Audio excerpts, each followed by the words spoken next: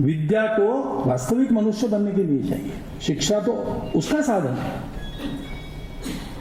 और इसलिए शिक्षा हमारा जीवन ध्येय है।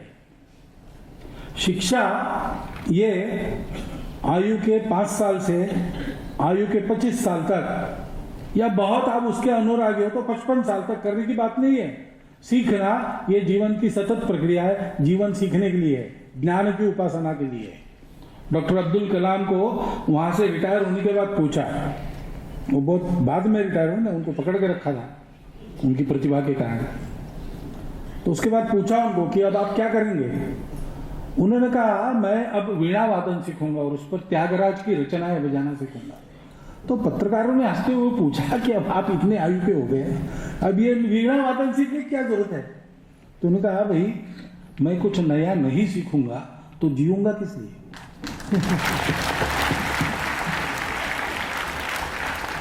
शिक्षक शिक्षा को इस रूप में देखे, शिक्षार्थी शिक्षा को इस रूप में देखकर उसको ग्रहण करने की बुद्धि में आए। शिक्षार्थी के यानी छात्र के अभिभावक उसको विद्यालय में इसलिए भेजे कि उसको ये करना है, और शिक्षा संस्था चलाने वाले प्रशासक इस बुद्धि से अपने शिक्षा संस्था को चलाए। ऐसी जो संस्थाएं चलती है, ऐसी जो शिक्षा प्रदान की जाती है, वो शिक्षा भारतीय शिक्षा है। व्यापारिक बुद्धि से जो होती है वो भारतीय शिक्षा नहीं है।